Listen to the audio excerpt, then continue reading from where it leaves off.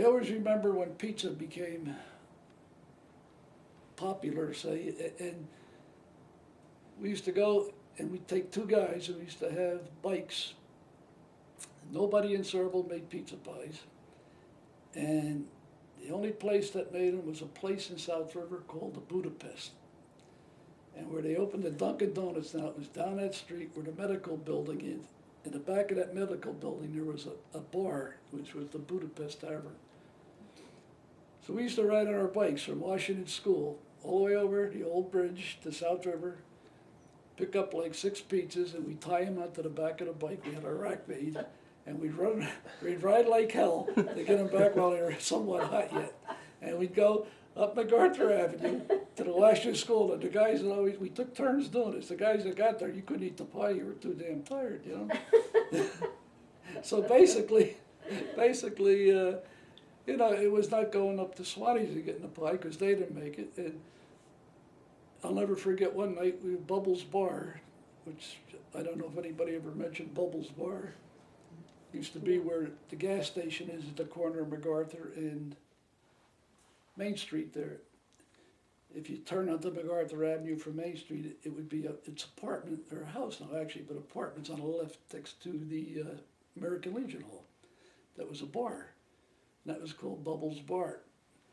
So one time we said, the Bubbles got pizza, somebody said, so we sent somebody up there for tomato pies, because your kids said, hey, give me tomato pie. And she gave us tomato pies. It was just nothing but crust with tomatoes, no cheese, nothing. And the guy come back with like 3 pies, all tomatoes. You know?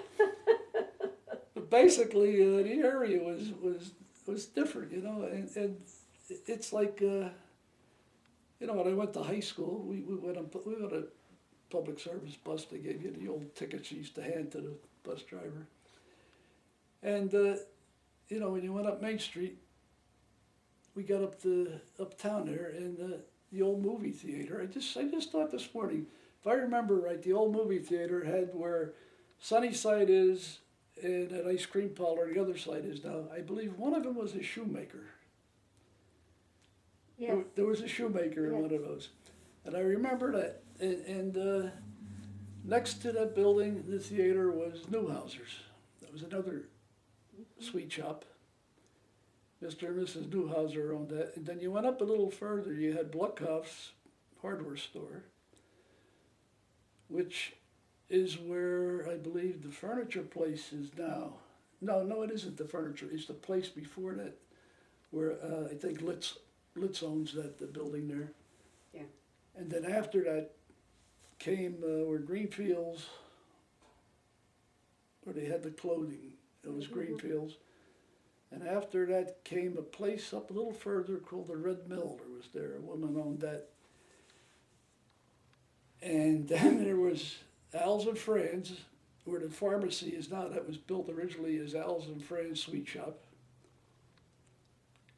And you went up a little further where the bank is, where the doctor is now. That originally was built as Danny's Sweet Shop. That was a sweet shop. And also across the street where the repair shop is, the car repair shop is now, that was originally built as a sweet shop also, and that was called the Bomber Sweet Shop. And there was a lot of sweet shops, you know, just on Main Street there. And where Domino's is now, that was a AMP. I didn't know, and I used to take care of my mother's store. And I mean, you know, it's going back long ago that you had the old squirt. You had to squirt into the glass the Coke syrup, put the seltzer in. Mm-hmm. You know, it was a nickel a glass. You know, and then somebody with a lemon Coke, cherry Coke, you had to squirt the lemon and cherry. And God, it's and you know, go back to soda, even the bottles of soda. So I was a kid, my job always was to fill a soda case every day, and the soda case was a unit that stood there that had water in it, and you just put the bottles in the water, and the water kept cold by the motor, and that was what you know, had old bottled soda. And the biggest thing in the store years ago was a pinball machine. I mean, a nickel a game, it was only, and a pinball machine was a big money maker. Because kids, you know, played it forever. That machine went all day. And I have one down the cellar here that I played years ago, and I enjoy playing it to this day. I go down and play, you know.